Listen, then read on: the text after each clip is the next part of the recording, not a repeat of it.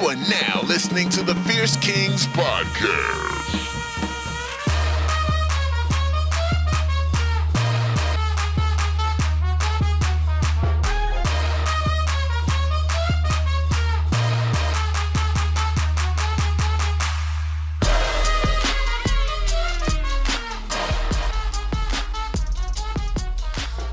All right. Episode 23. My name is Paul. I'm with the one and only Stu Fierce, and you are now listening to the Fierce Kingz podcast. Stu, what it do, baby? Feels really good to be back, buddy. I know we had some new developments, which we'll get to later. Oh, yeah. But, you know, we had that week off. Very important stuff, but I'm missing it. We've got some dear, loyal fans that have been messaging me saying, when's it dropping? When's it dropping? What's good here? Yeah. We're back. Oh, we're back like Cook Crack Volume 3. Exactly.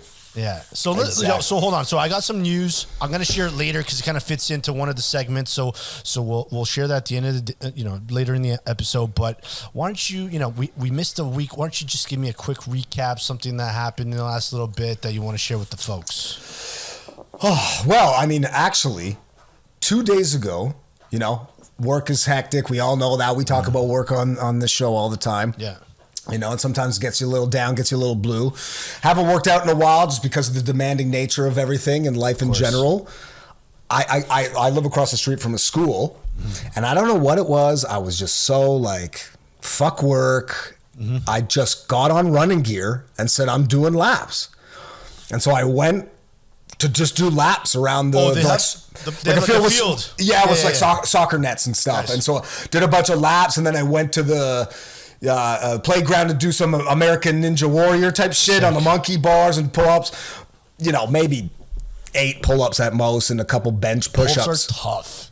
Really tough, and especially when you're out of shape. And it was brutal. I must have been out there for about a half an hour, and it was invigorating. I felt like I had a rebirth after it. Nice. But I knew the pain that was going to happen, because literally once I got back, I was like, I'll get a shake, I'll do a stretch, I'll kind of do all that sort of stuff, take a shower, and then woke up the next day and sayonara suckers. Just you're seized up. Like when you're walking into the office the next day, it looks like you got a constipation issue or something like that. You're like backed Kramer, up. Yeah, you look like Kramer in some slim jeans, hey? Yeah, exactly. You had to cut. So when I got home that night, I had to cut them off down the sides. Oh yeah, that's when those. Remember tearaway pants? Of course, dude. I bet you someone had the exact same experience. Just like, if only I could legit just throw my pants off. Yeah. And you're like, I got the perfect idea.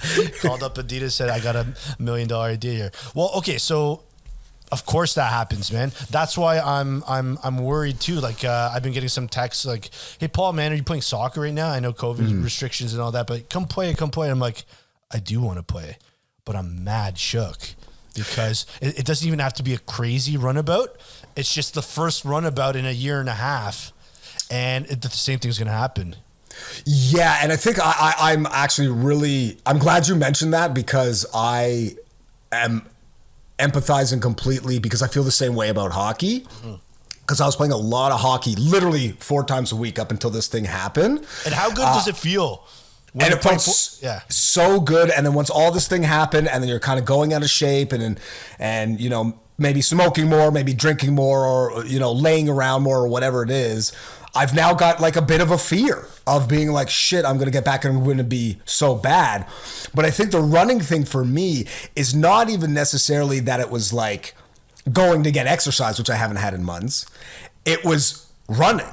Like, I don't think I've run since like the 10th grade or something like that. Go for like the 12-minute lap or whatever that thing was back in high school. Yeah. Like a real run. Like, yeah, there'd be some soccer matches doing that rec soccer, primarily hockey or cycling was definitely big, going through, Toronto, Montreal, getting place to place on a commuter bike. But I mean, like going for a run, must be 10 years at least. I hate running. I hate running. Dude. Yeah. That's why it's like, hey, why don't you come for a run? It's like, you want to go play some soccer? Sure. Because it's different. Your mind's somewhere else. You got a goal, you got a mission. You know what I mean? You have like tasks. So same with hockey. You're like, oh, we're putting on some fucking blades. We got to put the puck in the net. It's different. But running, it's like you against your mind. We got to do another lap, and you just want to quit, and it just sucks. Exactly, and that's a double-edged sword too of it, where it is sort of freeing, and I did actually just got a lot of time to kind of think about things and work things out in my head and clear my mind a little bit as you're running around. But at the same time, you're just like, this fucking sucks, and I want to quit. And especially when you're going alone, there's no competition of being like, okay, homie ain't slowing down.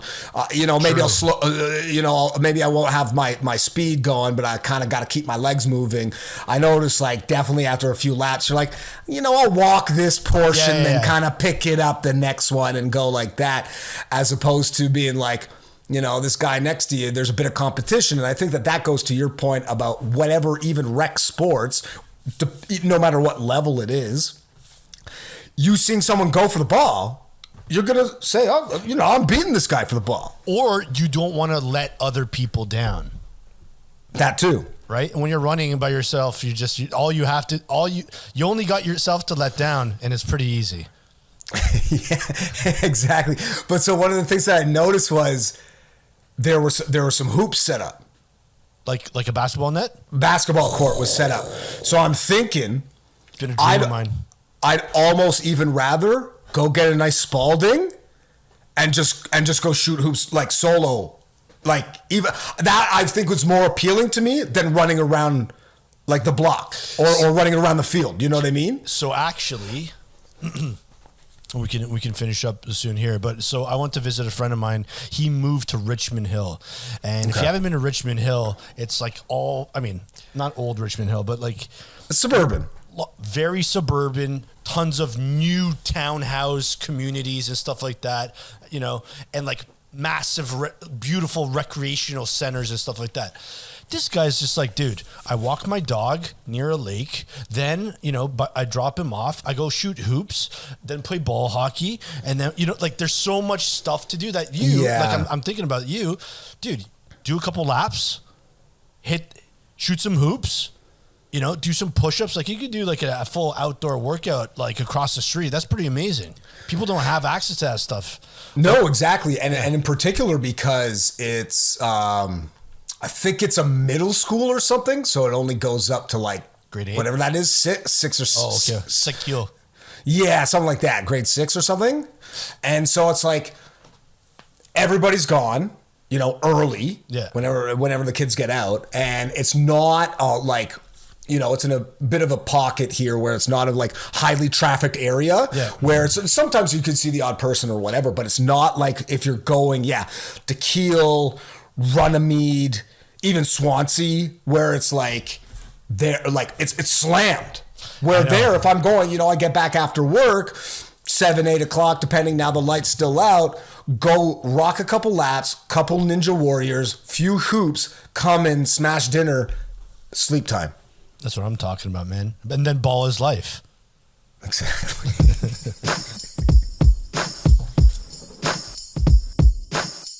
You are now listening to the Fierce Kingz podcast. All right, so check it. So Euro Cup is taking place. You know me, I'm a soccer fan. I know we started this pool for a couple of bucks here. Make it spicy. I know you're in that, and so that makes me think if you're not watching the games, at least you're following all the scores because you're involved now. I know you like you like to place a nice bet, regardless of what it is. But yeah, it's pretty exciting. An exciting game today with Belgium. I thought, dude, I was worried that they were gonna lose, man. But one of their key players came in and just stepped up.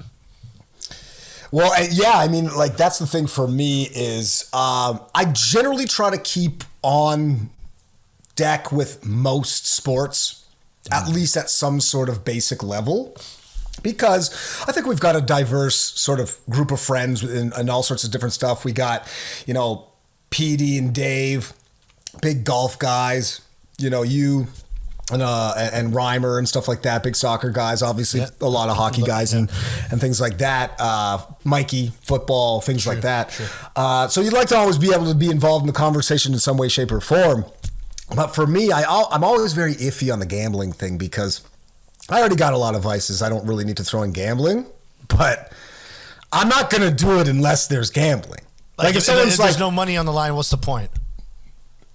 Well, exactly, right? So it's like, then the other thing is, for me, and we've sort of talked about it and we've been kind of communicating a little bit more through this whole process of the pool, but I've just become hyper competitive. So then what happens is when I get involved into it, I then have to go through this sort of Rain Man OCD research vortex to be like, because I want to win for bragging rights and for money, but then B, you're just kind of like, I gotta be in the know to understand kind of.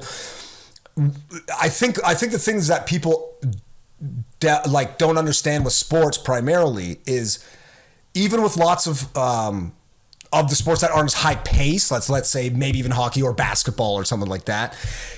The slower the sport is, the more you know about it, the more enjoyable it is, right? So it's like something like baseball, seemingly boring, but if you know this guy has, this stat when it's, in this field or park or whatever, then when he goes up to the plate and is there and there's a lot of expectation, same thing with soccer and everything. And then the more you get involved in it, the more you're really invested. And so now because of this, I'm just like, I had to do this big meeting that took half the day today, but I'm just on the app every 18 seconds refresh to see what's going on. And then, as you said, we got our boys out in Belgium because I went for Kevin them De Bruyne. Kevin De Bruyne. And so I going, and they were down 1-0. So I'm going, this is bad, and you know how low scoring games are and this and that. And then I saw the 1-1 pop up, then the 2-1, and we were saved by De Bruyne. Saved by De Bruyne. When you wake up in the morning and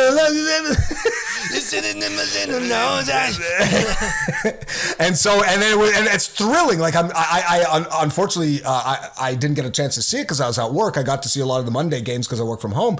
But I'm sure for who watched it, I'm assuming that you watched it. You must have just jumped out of your seat and threw your lunch on the ground because it's so exciting, right? Well, it's just. There's such a great feeling of seeing like the most talented athletes in the world just fucking sprinkle their magic, you know what I mean? So and that's what we got a taste in the second half. But listen, speaking of Euro Cup, I wanted to talk to you about something specifically. So the German national coach, his name is Joachim Low, okay? He's been the coach for, I think, don't quote me on this, but at least 10 years because we've seen him probably since 2010, right?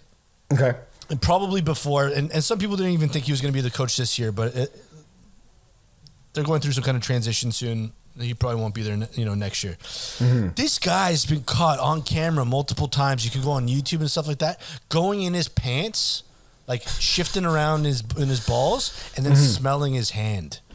Okay. Are we okay? So, but are we talking? Like, are we talking skin-on-skin violence, or he's just scratching around his general crotch area on his jeans or his slacks or whatever? He's going in, and he's sussing out the situation. He's taking a hard whiff. Like, we're talking epidermis. Like he's going. You're sitting in a chair right now, right? Yeah. Put your hands in your pants. Don't do this actually, but put your hands in your pants and then smell your hand. And he does that during a soccer match during the World Cup on national television. On national television with maybe 80 to 100 cameras or whatever it is. Well, and with 500 to 1 billion viewers. Yeah, and there's because it's all over the world, right? Oh yeah, there's millions of compilations of this, and he's probably very embarrassed of it. So, anyways, knowing all that, I'm watching the Germany-France game the other day, and the cameraman hits the coach, and he's sniffing. I didn't see him go down south, if you know what I mean. Yeah. But he was looking at the team, and he was sniffing his hand. So because you know what probably happened? They probably got, with all these things, they got all these monitors and all these producers and all these cameras. Dedicated. there was probably a dedicated, and there's also probably one of the producers being like, stay on low. Yeah. Like, just in case some shit pops. Dedicated sniff cam. Sniff cam. Sniff cam 1. CCT. Yeah. And so what happened is the camera guy maybe caught a good play or was maybe going for a sniff himself, so missed Joakim Lowe's sniff. It's okay to sniff, but not when you're when you're the coach. But so that when the producer's hitting him in the earbud going, sniff cam 1, approach. And so he got over there just in the wrong time because he's already going for a full on, corn on the cob sniff. Yeah. And but they're like, you missed the groin action. He missed the groin action, but he was on the top lip.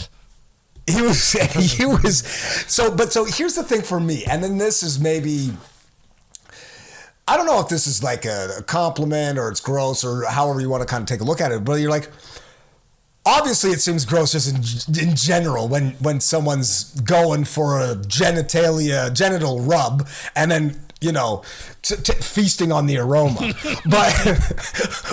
But what if this guy's like crazy, like hygienic, and it smells like Ocean Springs down there, and he's going for a scratcheroo, and he's like, oof, Dove. Or Nivea for men. And he's just, they're probably sponsored by all these companies in Europe. You see the way he looks? He's got this nice comb over. He's always, these German guys, he got some nice khakis. He's got a cashmere sweater. So it's not, maybe there's all types of eau de toilettes, like you said, that he's going, and he's just like, he's stressed out, and he's just like, I just need a whiff to get me through this next play. Instead of biting his nails, he goes for a scratch and whiff, but it scratch and sniff, right? But why doesn't he just fucking get an eau de Joakim and just say, you know what, I'm gonna bottle whatever this is that I enjoy so much and sell it for millions, because some fucking hick aspiring soccer player in Munich is going to say, is that what Joakim's sniffing? Because that's got to be good. Yeah. It's the perfect mix of testicle precipitation mixed with fucking, German Springs and Mama's home cooking. So, God knows, some trifecta, but it's it smells like victory, the U-Bahn, and a schnitzel. And you're just like, honestly, might fucking buy the large bottle if so. Yeah, don't knock it till you try it, right? Or don't sniff it until you don't try it. Now, just to finish up with all this, because if you go on Instagram, fuck, dude, I'm sure there's some hilarious compilations of all this sniff action. Maybe there are compilations though. Oh, God. Do you think someone's fucking had a nice little stroke to a Joakim snifflation? Stranger things have happened. Yeah, man. We've gone too far.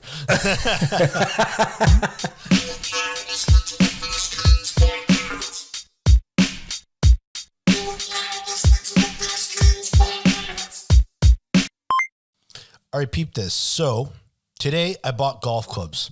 All right. Yep. I went to Golf Town. Store opens up at 10 a.m. I was there right at, 10:03. Line up down to the goddamn street. Okay. Dude, the pandemic, the golf industry is absolutely thriving due to the pandemic. Fair statement? Oh, absolutely. There's I don't no know doubt about it. any other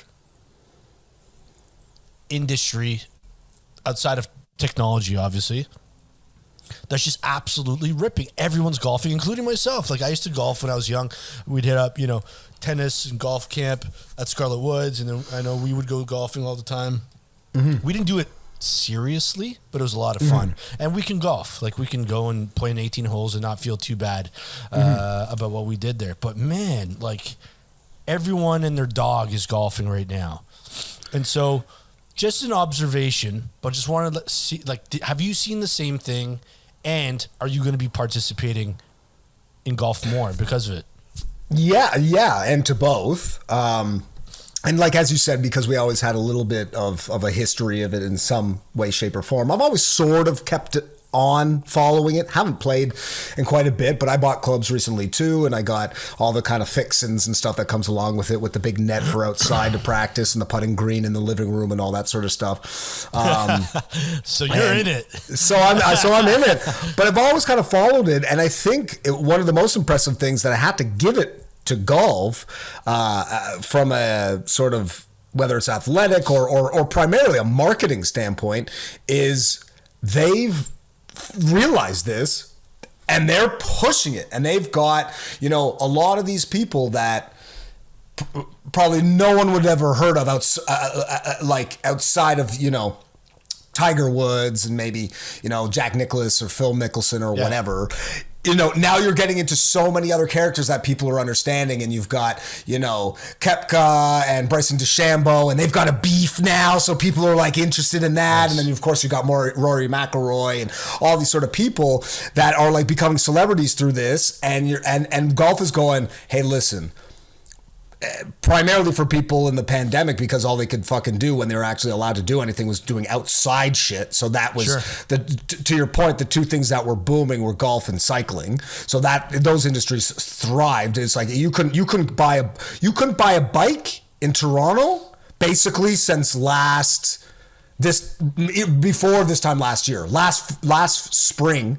Yeah. Things were sold out. You go to any of the stores, even the big ones, but any of the stores, and say, just going in here, just want to get, you know, a 10-speed or even just a single-speed commuter or something like that. They're like, 8-month wait, buddy. Got to get it from the factory, and, you know, Italy or whatever it is, or it's not even those CCM bikes at Canadian Tire that weren't even existing. Yeah, no, the bike racks are just empty, man. Yeah, 100%. No, and what's good to see is actually there's kids getting into this stuff, which is like really promising. Like when I was checking out a golf town, 3 people in front of me, they must have been 13, 14-year-olds checking out by themselves, buying clubs for $1,500. I was just like, this is different, bro. Like this is some crazy shit. Like these kids are gonna go rip at the fucking driving range, and they're gonna go play 9 holes at Centennial Park, and they're gonna do this for the rest of their life. So it's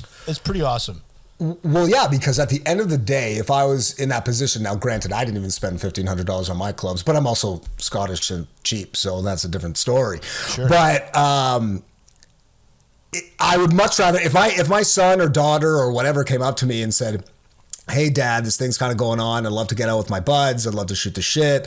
You know, they're in their teens, tweens, whatever. And said, can I get some cash to go out with Jimmy and Timmy and Sally and Susan or whatever to go hit the links? Can I get some bucks to get clubs? I'd say, yeah. I'd be like, here you go. I'd much rather that than you getting a Minecraft or TikTok or whatever the fuck that is. Whatever the fuck that shit is, and be like, yeah, go out. I'd much rather spend $1,500 on a bunch of clubs for these people to go outside and socialize and get exercise and see what the world is like and all that sort of stuff than to give them $1,500 to buy a console. Yeah, and think about it. Imagine you got a kid, hey, me and Timmy and Sally are going to play golf today. We got a tee time at 11 a.m. It's usually around 5 hours. You're like, this is fucking sick. Yeah, also free time. Go. I'll pick you up at 5. Yeah. And there's nowhere for you to go.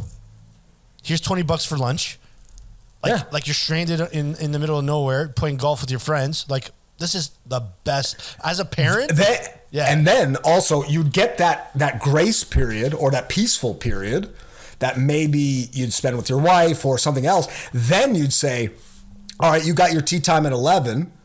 You know, probably scoop you around that 3 o'clock. I'd stroll in around 1:32, get a late lunch and 6 pintos at the clubhouse. And then drive the kiddos home. Yeah. and drive the kids home drunk. Yeah. But no, you go there and, get the fuck out of my car, you piece of shit. Yeah. But no, so then you could go and kind of enjoy that as well. And then as you get later on in life, and which is something that I've kind of been fortunate enough with my dad, is then when they get older onto your level and stuff like that, then you could go enjoy that together. And then you no longer become a father-son dynamic. You become a friend dynamic. For sure. And I'm seeing that a lot right now. Like my wife's cousin and her uncle, right? Yeah, definitely. Yeah. So like they just go golfing together now. Like you said, like friends. It's not son and father. It's just like they're just like, hey, we got this. Let's go together and let's do it up. So that sounds pretty fun. Now, you mentioned a couple of beers. I'm not going to even lie to you. There's times where you go golfing with certain pals where you're like, let's go rip it up and get a score here, right? And you work on your game. And there's other times where you're like, the speaker's out, you're listening to fucking Daddy Yankee and Pitbull, you know what I mean? You're hitting some cold shots. Someone's rolling a reef on hole 7 at Scarlet Woods, you know, and you come home at 4 p.m. on a Sunday and your wife's just like, golfing, eh? But you know what the beauty for me is? Oh. I'm heel toe express from both Lambton and Scarlet. I know. Now you are. Now I am. So now the thing you're is, literally up the hill. If you just got to get up the hill. Yeah. And your money. So I can literally, there's actually by that school I was talking about where the workout is, I could even cut through that. So if I got too pitted, I could just dip off 12th or whatever and say, guys, I gotta fucking gotta climb this fence and make it home. Keep my clubs. Yeah, fucking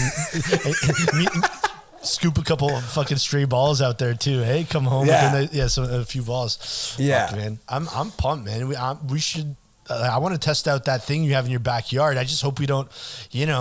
Sometimes it happens where you really can shank one. You can really shank one, and it goes, and you get a loosey. You even surprise yourself, you kind of miss the ball, but just nick it on the end, and it just goes straight 180 to the side. Yeah. And it's just someone's calf is just like murked. Well, I mean, I guess the thing for me is like if because all that, what we were talking about with those knickknacks of the practicing net. If you sliced one or shanked one so hard that it went over and it hit somebody's shit, you just fold that up, throw it in the shed, and then come outside the backyard, be like, "Wow, what was all that? What was all? It must have been from the golf range." Did you hear that? That couldn't be Lambton. You think someone hit it from Lambton? Oh, fuck. Did they have a gun or something? Wow. Oh, that's crazy. But yeah, no, it's definitely a thrill to see that kind of getting like golf in general getting a resurgence, but I'd overall say exercise and all that sort of stuff as well, because I think we all felt guilty. We all fell victim of being like, you know what, life was crazy, 2 weeks to flatten the curve, whatever. So everybody went into it initially with this just a huge vacation intention, and then 2 weeks turned into almost 2 years of vacation, and you're like, fuck, man, I need to do something about this, and hard and fast. Yeah, it was just to end on this. I'm sure you've seen it on Instagram. There's this meme. It's just like, what is it? 2019 coronavirus. It's like that meme of the guy blinking, and then it's 2021. It's just like 2 years, just legit fucking flew by, and we look terrible. Would you rather?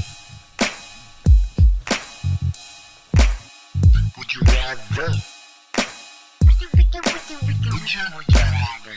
All right. Would you rather? Peep this one, Stu.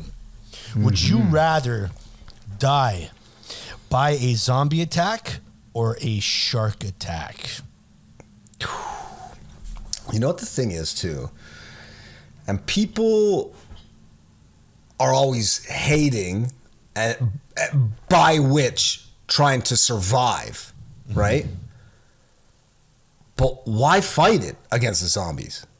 Like, I know everyone's trying to be different and not conform and be unique or whatever, but it's just like, go for it. Join the club, and you can drone around through eternity with the rest of your homies. So, really not all that big of a deal. So, I'm happy you brought this up. In preparation of this, and when I say preparation, 3 minutes before we logged on here, I was thinking the exact same thing. I was thinking, okay, what are the pros and cons of dying by zombie attack? Let's just be honest, probably shit. Painful, slow. That's going to be the hardest part, right? The zombie attack. Okay. But then what happens? Think about the pros here that are happening. You come back to life, okay? Forever.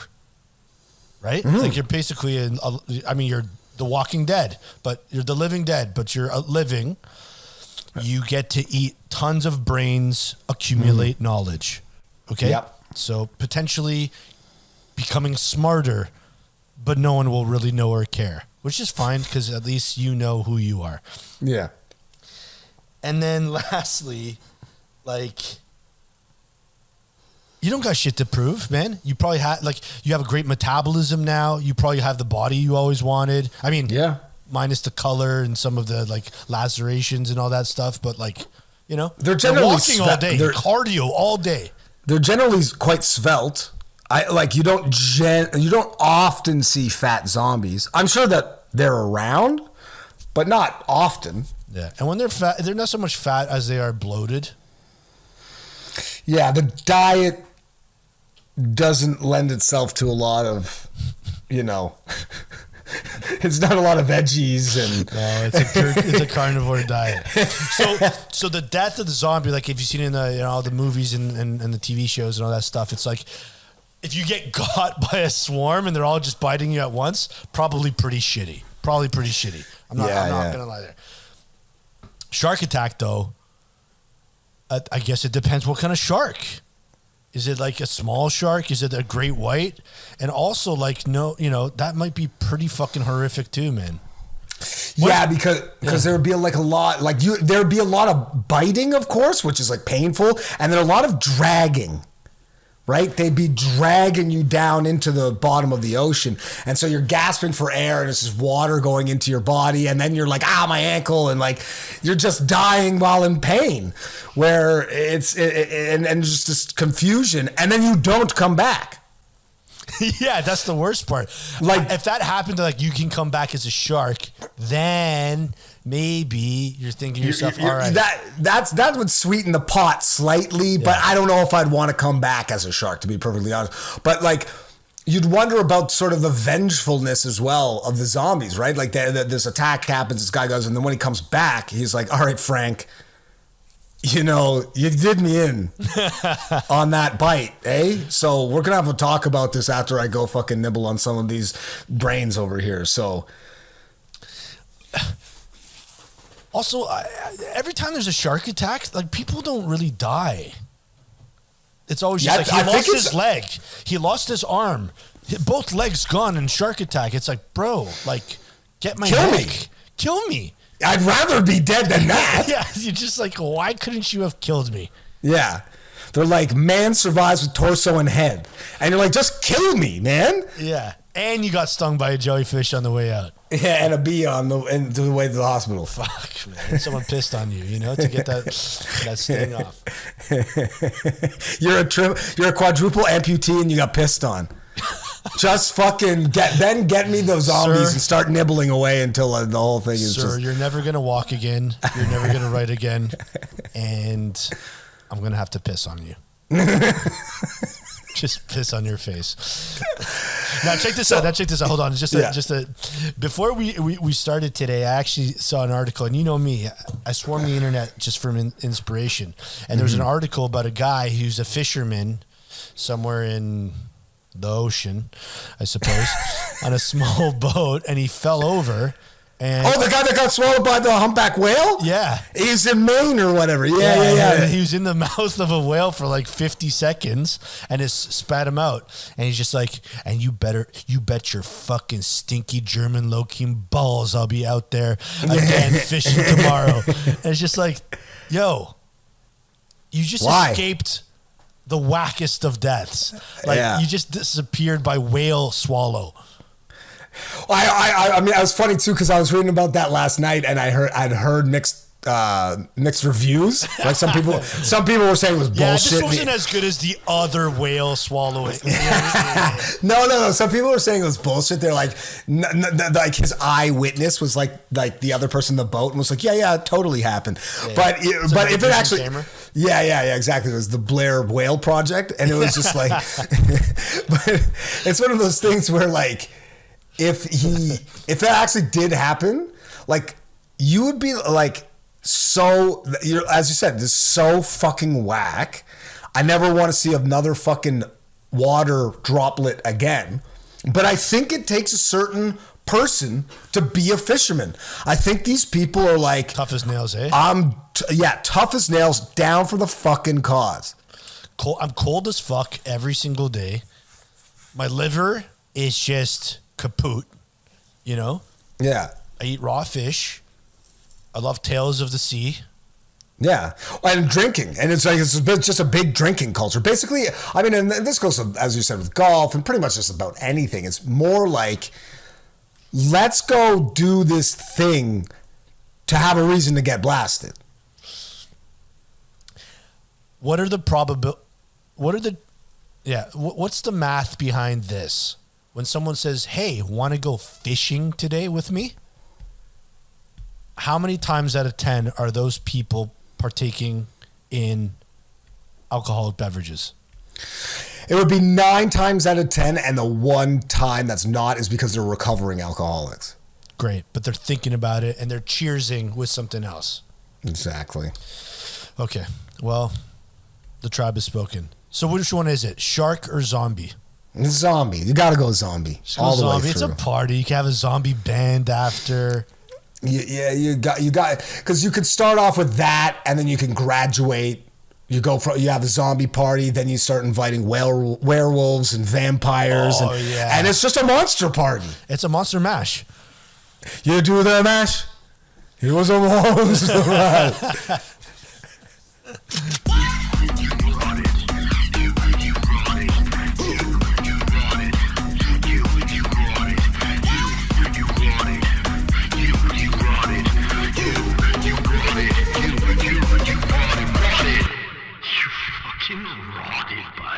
All right, you rotted, mate. Ladies and gentlemen, welcome to You Rotted. It's the segment, folks. It's a segment where you guys can call and you guys can send us an email at fiercekingz@gmail.com about times and stories and situations where you rotted. Stu, I got one for you today. It's a personal story. It's going to be short and sweet. And listen, let me just get right into it. So I had a baby. A baby girl. She's 1 week. She turned 1 week yesterday, which is a trip because for anyone who's listening who has kids and for all the future parents, it feels like 5 months in 1 week. All right. Right. It's just a crazy learning curve. You're like, what the fuck? It's all a trip. It's all a trip until probably much later. But it's great, having a blast, and it's a beautiful baby girl. But listen. This gal is filling diapers, man. She's filling more diapers than a fucking retirement home on curry night. Okay. She's catching fillings. Yeah, exactly. She's catching fillings, man. And so at the early stages, there's different types. And we're back to talking about poop, but there's different stages of the poop. And she's evolved. She's like a Pokemon. She evolved to stage 2. You know, she's level 2. And so you got actual, you know, full diapers here. You know what I'm saying? And the thing about her is like, I'll go clean that diaper. I do the work, this and that. And I think there's something about like the cool air on her naked body. And it just makes her go again.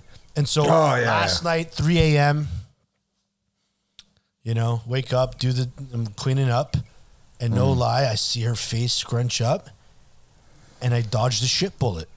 Like I actually dodged it. Like I pulled a Neo out of the Matrix, and I'm sure any fathers and mothers out there saw it, were just like, you actually do a hard flinch, right? Because it's like a spray. Right? It's like it's like a shit line. Yeah, it's a stream. It's a streamer. Yeah. Yeah. It's a soda stream. It's a poo-poo stream. It's a poo-poo stream. And man, I just got to tell you, what's funny is I almost feel like it's like endearing coming from the baby. Like they're just like, no, this, like I like you doing this. You know what I mean? But let me tell you, man, it's hard to get used to. So I didn't really rot in the sense that I got covered or anything like that. But like, this has all been a huge rot. When it, like, if you haven't dealt with filled diapers in the past, man, 10, 15 a day, it's a whole lot of poop, man. Yeah, you're knee deep in shit, literally. And it's one of those things where it's like, no matter how small they are, they got the power. They like, you're trying to, because I have younger cousins, so I've been dealing with this sort of stuff ever since I was a lad, because I was kind of taking care of them at the cottage and things like that, or when we go on family trips. But I've talked about it in the past, but I've got a little niece, who's about 1.5 years now, and like, you have to get rid of they especially as they get a little bit older, you're still in the wet stage, which, all things considered, not too shabby. Sure. Once they get on the real thick stuff and you got a punami coming and you're going down there and you're trying to fucking scrape this ass off, and they've got these little fat jelly legs just fucking fighting you, and you're saying, listen, I'm helping you. I'm doing you a solid. You're dropping solids. I'm giving you a solid. Yeah, you literally lay around all day, moosh food off us, suck a tit, take dumps. Ooh, my bad. I'm a hand talker. Take dumps, and then we got to clean it all up, and then you're still going to, like, fight me on it and cry? Like, what you crying about? You got nothing to worry about at this stage. Wait till you get to my age in life. Oh, yeah. Wait till you actually, order Uber Eats, got the wrong order, and the rumble in the jungle is next level. You know what I mean? No, man, but it was impressive. You know what I mean? It was shot out like crazy. It was like for all my gamers out there, it was like a fucking 360 no scope headshot. You know what I mean? Yeah. Call of Duty ting. Like it was fucking wild, man. And you can see her. She's like, not bad, eh? I got more. You want more? I'm like, why don't you just go back to sleep? Yeah. You know what? I've had it with you. Yeah. Like, just stop this. But no, well, first of all, I guess I should dial back quite a bit. Congratulations and congratulations on the mum. And I guess it's one of those things where we'll never have that. You have an experience insofar as that you are watching this thing develop and you're with your spouse and you're seeing everything unfold. But how majestic or magical women truly are, though, when it comes down to it, and producing this thing. We're shit. We're useless. Yeah, we're essentially just human filth. Just absolutely useless. Like, and the baby knows it too, right? Like, I hold the baby. She's like, bruh, what are you fucking even saying? Hand me over to mom. Yeah. I'm like, true. Absolutely. You're completely right. You know what I mean? Like, we have no purpose. They're the miracle makers, man. It's fucked. It's a real trip. Because in a sense, obviously now it's a different world, and it's a modern world, and we all work and live and exist and coexist in so many different ways. But when it really comes down to it, men are really just a sense of utility. What it really comes down to, because you're just like you're not. Not really doing anything. Like, you, I guess I'm protecting you. Trying to. From what? I guess from what? Right or now? Or someone breaks in, you're using them as a human shield anyway. Yeah, so just take the baby.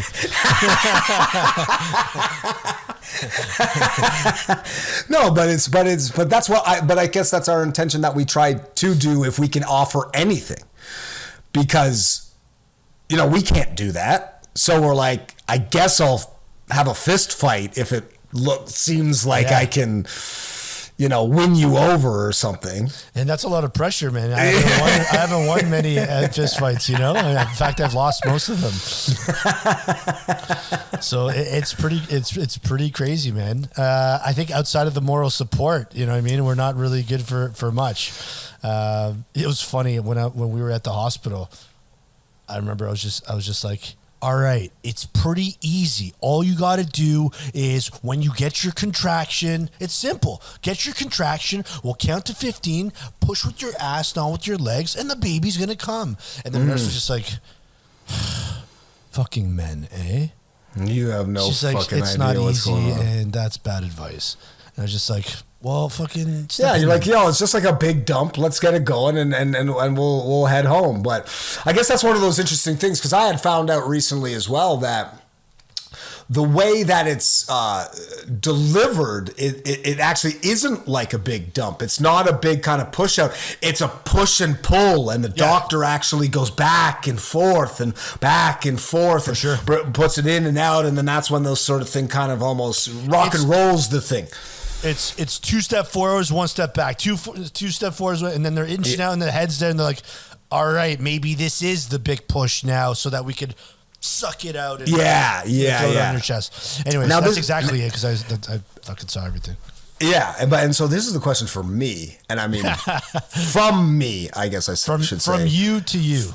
From me to any woman who's had a baby would be like, how good must it feel when it's out? Like, you talk about when we've had like a good dump, and you're just like, oh man, and you know it's a nice deuce, big old logs, just, you know, your stomach's been a little bit pinchy and you just need that out. Imagine getting that thing out, and when it's gone, you must just feel like, wow. 100%. And it's not just, and it's she lost like 17 pounds in this week just from like all the other stuff. So she's just like, fuck, I'm getting my body back and shit. What a trip, man. We're useless. Like that was, you know. That was the epiphany you got out of this. You're like, I was just like, I am not worthy. Like, what's the point here? Like, what can I do? I guess I'll cook dinner. Oh, you make a great podcast. Oh, fucking stellar podcast. You know? Great podcast. Podcast of the year. Podcast of the year. Podcast of the century.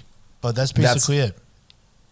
And with that, listen, man, the truth is, might not have been the diaper. May not have been necessarily the shit snipe. But just this whole experience, as a blessing it is, I guess it's a whole lifetime of rotting now. Yeah, and I guess congratulations, cause you rotted.